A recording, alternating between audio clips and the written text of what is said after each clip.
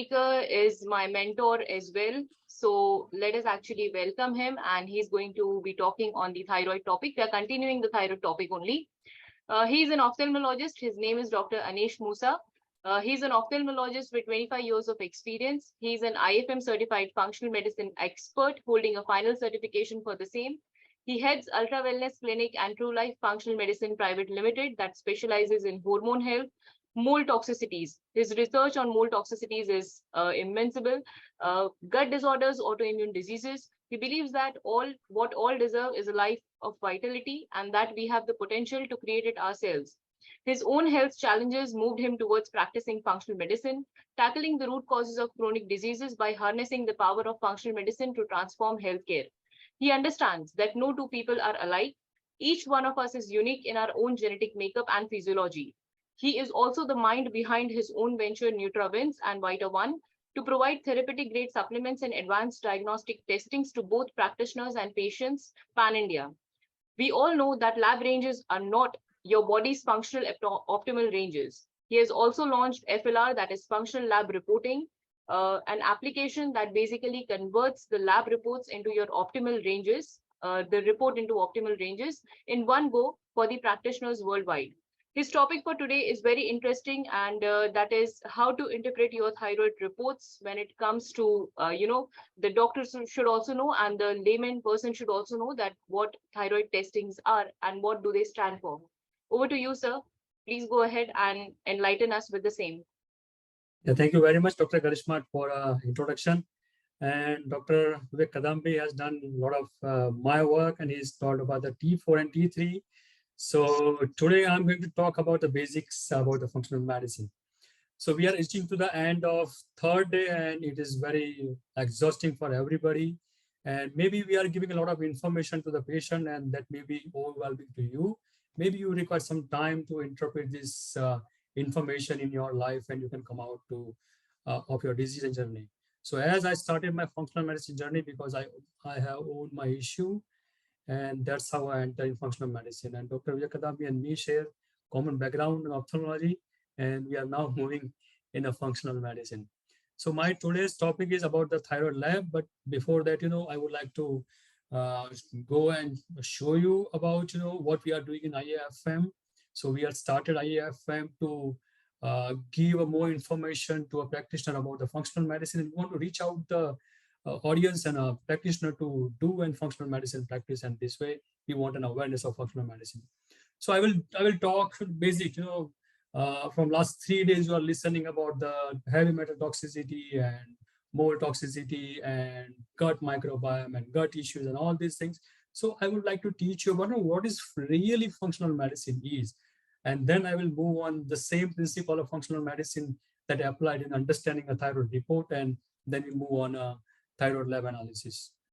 So now I don't want to say that we are, suffering from tsunami of chronic disease. Like for three days, you are listening to so many chronic disease, and in a functional medicine, we talk about the chronic disease. So if somebody is not understand about the acute disease and a chronic disease, the acute disease, that is, we are doing a base thing in conventional medicine. Like if you have infection, if you have trauma, or if you require any surgery, we are doing a base thing in conventional medicine.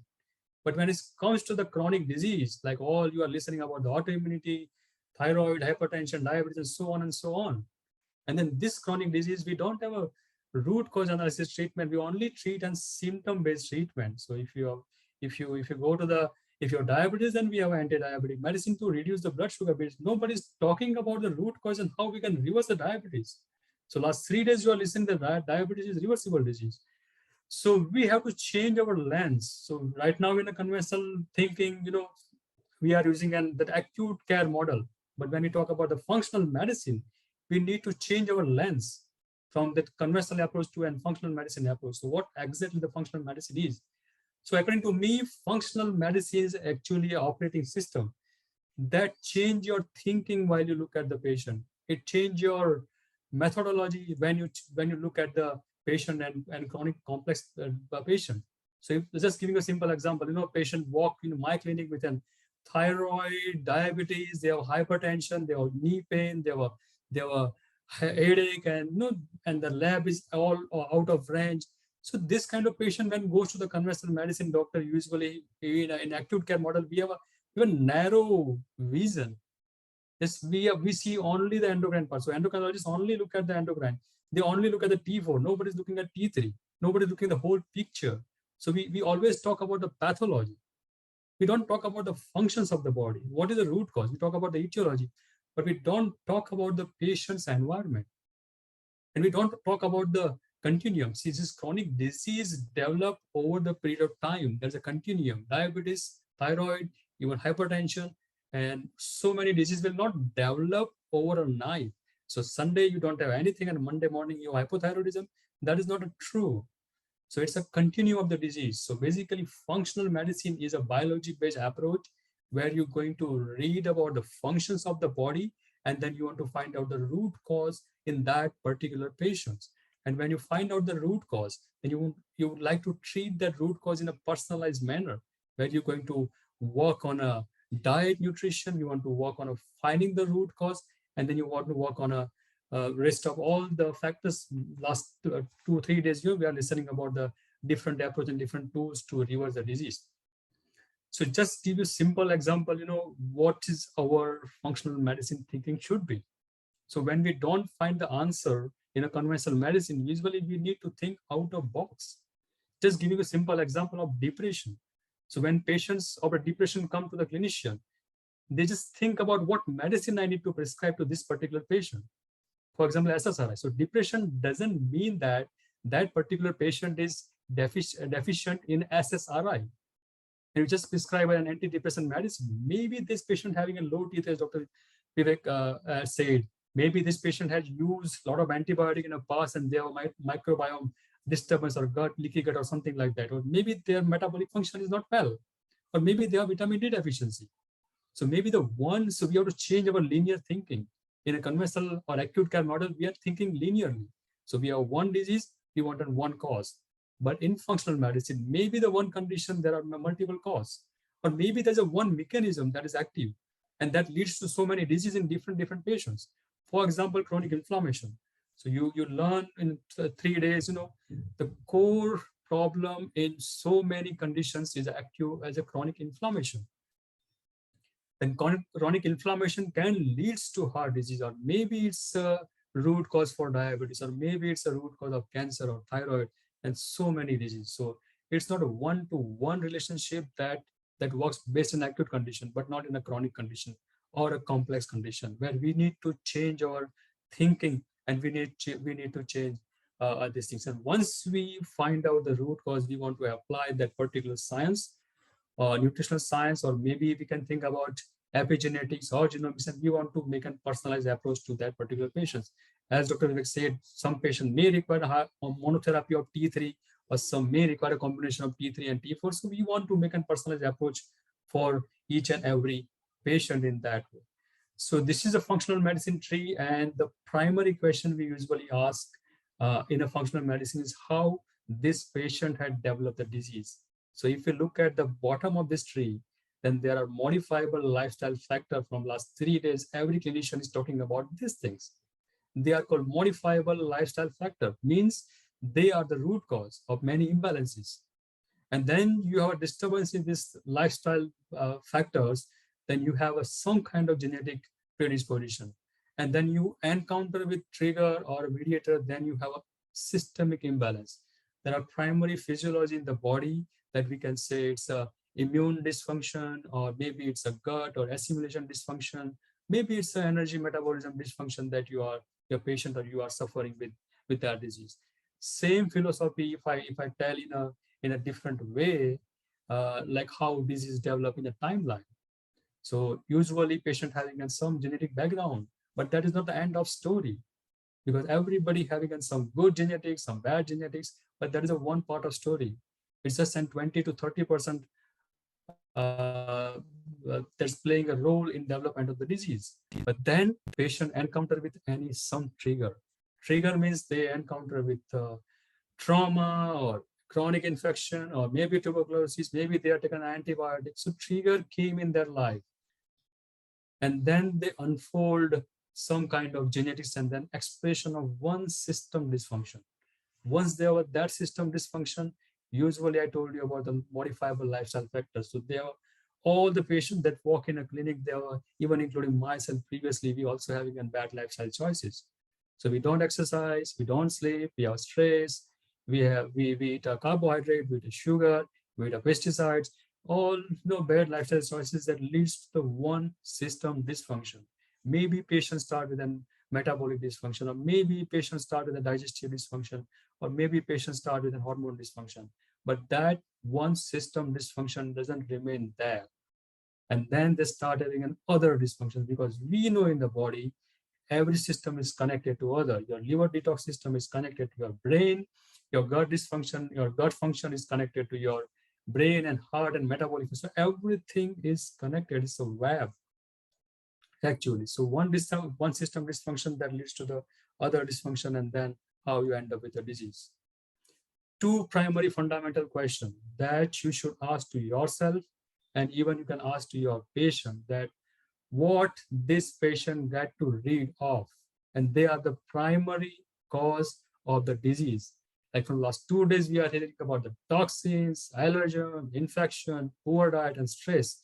They're the primary disease factors. Then this patient, what the things that patient has to be get rid of these things.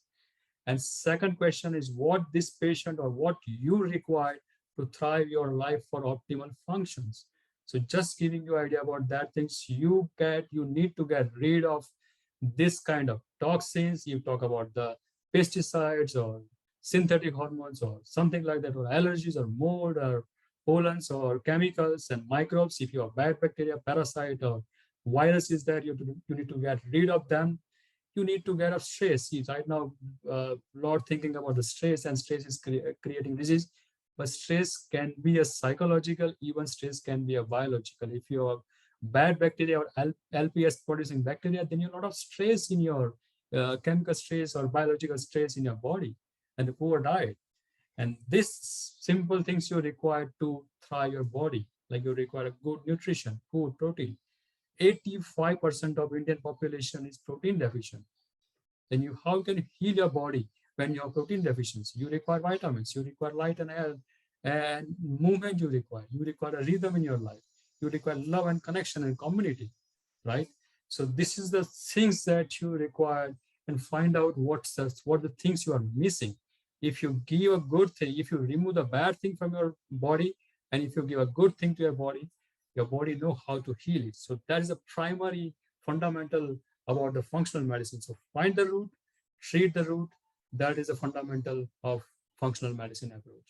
So the same approach, I would like to give you some idea about thyroid. So this is a patient-centric conference. So I would like to give you idea about how you can interpret the lab. Even many clinicians don't know about the optimal range and a standard range. So we as a clinician also miss so many conditions while misinterpreting a thyroid physiology and this thing. So I would like to teach you not the anatomy.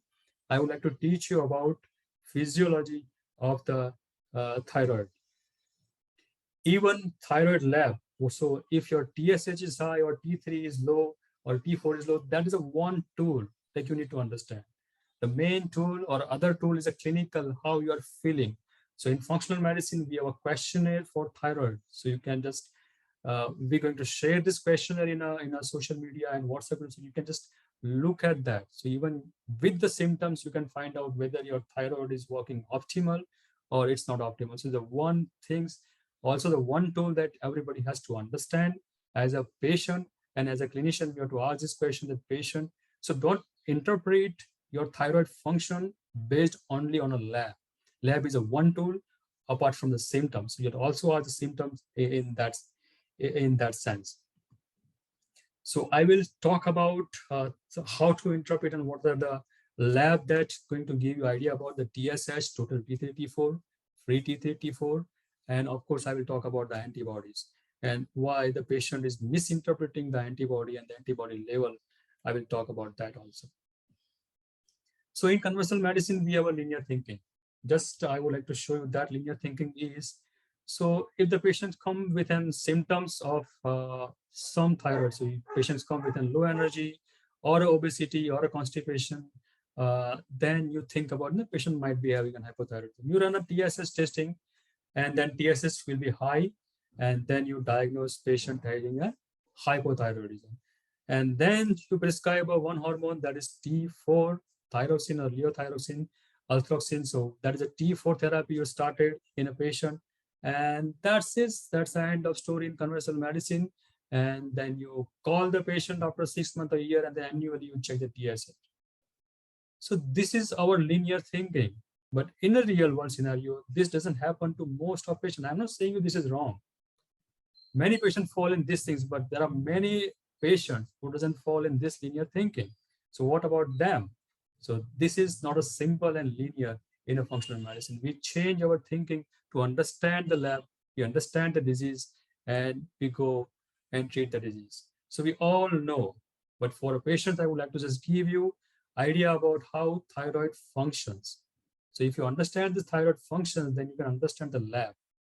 So thyroid function is your body, is your brain. So particular hypothalamus and so many parts, higher functions of the brain, they sense your body. And the hypothalamus determine how much thyroid you require for that particular day or that moment. And they release thyrotropin hormone, TRH, we all know. Then TRH, not the only TRH, there are a couple of hormones secreted by the hypothalamus. They stimulate your pituitary gland. So pituitary gland secretes so many hormones. Out of that, one is called thyroid stimulating hormone. The job of TSH is to stimulate the production of T4 hormone. So your thyroid is primarily producing T4 hormone. 90% of the hormone is producing T4. Then T3 is 10%. So all the hormones, they actually bind to the protein, that is thyroid binding globulin. So 99% of your hormones is actually stored with the protein. So if you look at the total T3 and total T4, that is the hormones that is produced by your thyroid gland. And this T4 and total T3 and total, that's protein bound T3 and T4 that goes in a peripheral tissue. And Dr. Vivek said that because of enzyme D1, D2, and D3, they're going to convert in from T4 to T3. But before that, they're going to come out as a free. We don't know what is the mechanism that is converting the separating T4 to free T3. Free T3 and free T4, they are the active hormones. And finally, that T4 has a low metabolic activity. It has to convert into T3. And once it's converted in T3, we have a receptor for that hormones. And once it's bind to the receptor, we have a metabolic activity in each and every cell. From head to toe, each and every cell that required thyroid hormone. And what is a reverse T3? When T4 cannot convert to T3, usually it converts to reverse T3. And reverse T3 is actually a metabolic brake. So your cell has an intelligence. So apart from brain, your cell know how to control the metabolism. So if your cell decided to go on a higher metabolism, it is going to stop the reverse T3. So this is your cellular intelligence that is happening. So reverse T3 is a metabolic brake. So it occupies the receptor and doesn't allow T3 to work. So this is a normal physiology how thyroid work. And simple way, this is explained in another slide. The same concept is here. But here I want to show you that because most common cause we are seen in hypothyroidism is actually autoimmune condition, Hashimoto hypothyroidism. A lot of earlier speaker had told about how you develop a antibody and how the immune dysregulation happen. That is the one part, but because of autoimmune condition, your thyroid cannot produce enough T4. And then because it cannot produce enough T4, you require an external support of T3 and T4. And another things you need to consider as a clinician, right? Because whenever you have autoimmunity and whenever you have a thyroid destruction or inflammation in the thyroid, you actually release T4 and T3. So in a movement, for example, let's say we know these things in a conventional medicine also, that patient is having an Hashimoto, when they start Hashimoto, there's a lot of inflammation in the body. And actually at that time, the hormones are very high. And many doctors do a mistake that they diagnose that the patient as a hyperthyroidism, but actually they started developing Hashimoto, and there's a primary stage of Hashimoto where actually T3 and T4 is high because they have inflammation, because there is a thyroid destruction, and they are releasing hormones in the bloodstream, and that's why they have higher things. As Dr. Vivek said, that we have to understand the primary concept. of standard versus optimal lab range, not for thyroid, for every parameter. So for vitamin D, vitamin B12, so every parameter we have to understand that we are talking about the functions of the body. See, there's a two condition. One is a disease-free condition. For example, let's say if you have diabetes, you are taking metformin, your blood sugar is normal, means it's controlled. But that doesn't mean that your body functions are optimal. We are a human being, we are not a lab. We are a doctor, not treating a lab. We should treat the patient. So every parameter and every functions of the body should be in an optimal range. So if that's a basic concept in the functional medicine that we need to understand even as a patient, even as a clinician and this thing. So let's give you a simple example of these things. Like a magnesium, you look at the conventional report, it's showing at 1.99. So you go to the doctor, they say the magnesium is fine because the range is too wide. If you look at the B12 and B12 comes to 295, so you don't think about the nutritional deficiency. The doctor will not think about your B12 deficiency. Even look at the homocysteine range.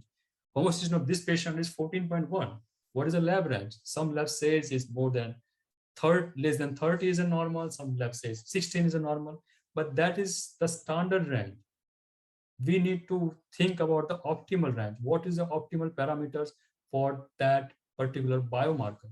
And here, what we did is we analyze that whole biomarker in a different way. So it's a continuum actually. So if your parameter or biomarker is an optimal range, they should be in the middle. Same patient, like look at how we can identify the functional abnormality. Look at the patient. Patient is having a low magnesium, low optimal magnesium, and their homocysteine is slightly on higher side. So it's a higher above optimal range, the homocysteine. And when you look at the methylation factor, the B12 and folate both are on lower side.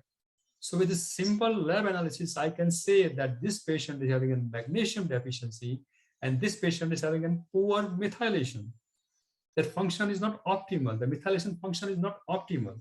Then I would like to further investigate the patient and look at the genetics, or we want to give them active B12 or a folate. Then we want to optimize their methylation cycle. So this is how we interpret we should interpret the report in a functional way. So functional medicine has beautifully given us a lot of optimal range in that sense. I would like to give you an idea about 4 minutes. 4 minutes to go. Yeah. So this is case one that I would like to show you. This, as Dr. Kadambi said, that 4.41 is not accepted range of TSH. But if this patient go to the conventional medicine, what they say is that your thyroid is completely fine, you don't require anything, and just go home, destroy more thyroid, come back to me after a year where your TSH could be high, and then I will give you T4 medicine. That is usually story happening with most patients that we are getting now. But if we go for complete lab analysis, then we can find out that this patient is having an antibody increased. And look at the T3 and T4. T4 is completely normal, but look at the T3. T3 is low. So T3 is optimally low. We're not talking about a standard range. So with this simple lab analysis, we can just quickly go and just say that this patient having an subclinical hypothyroidism. So why this is important, why we should go for antibody testing. If we go for antibody testing, then we can diagnose subclinical hypothyroidism early, and we can prevent the autoimmunity, and we can work on reversing the autoimmunity. Another example, this is a patient I got in a May. That patient is actually a doctor. So she has a high TSH and she was on a 150 mcg of thyroxine, T4 medicine. And look at she's T4. So T4 is fine. So what the conventional thinking? So conventional thinking is to increase the dose because you want to bring the TSH down. But that is not the things. Because already patient has started from 100, is increasing 125, and right now it's a 150. Already this thinking is done in the past, but still TSH is high. Then we need to run a complete test and we find out that patient is having actually a low T3. That is what the conversion. So T4 is actually converting to reverse T3, and this free T3 and free T4, free T3 is actually low. And look at the antibody. His antibody is too high. She is having a relapse of Hashimoto hypothyroidism, and that's why the thinking is out there. So we are started with a T3 And T3 is very important medicine, as I don't want to go in detail about T3, but this is T3, and then within a 1.5, you can see you can compare the lab and you can see the results right in the front of you, that this patient started from hypothyroidism, now it's a hyper. Even we have reduced the doses. So this time, even this is a time where even further you need to reduce the T4. So as with my experience, we are seen 1:2 ratio of T4 to T3 that works based on a combination. But in some patients also we require higher T3. But in this patient, really you can see, compare the lab and you can find out how the thyroid functions over a period of time. And that is very important. This is optimal thyroid function. You can link every parameter in the center. So you can see just by looking at the report, and you can say that this is optimal thyroid functions. This is a goal in normal patients, or it's the goal in a treating a patient with an thyroxine medicine. So quickly go with another case.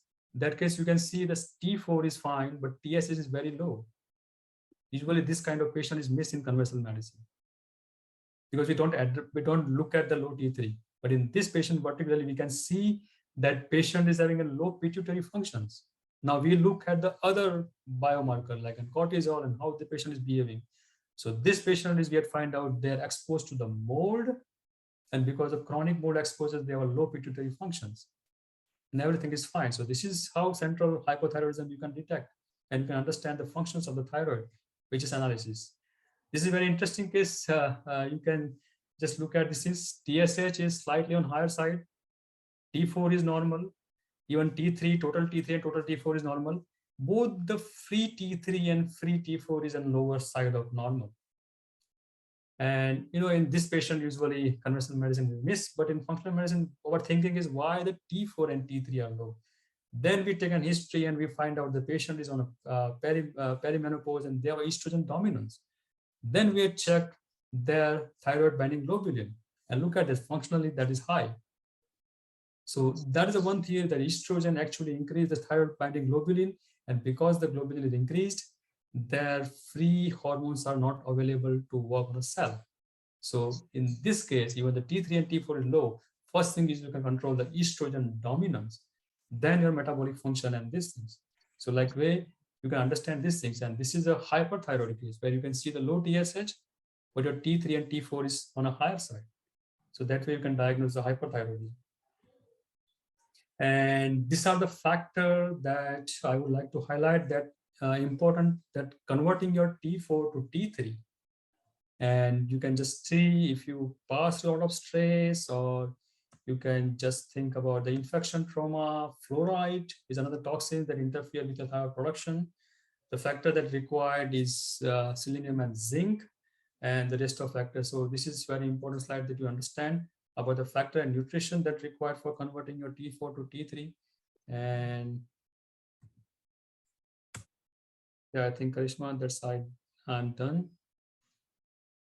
Thank you so much. Thank you so much, sir.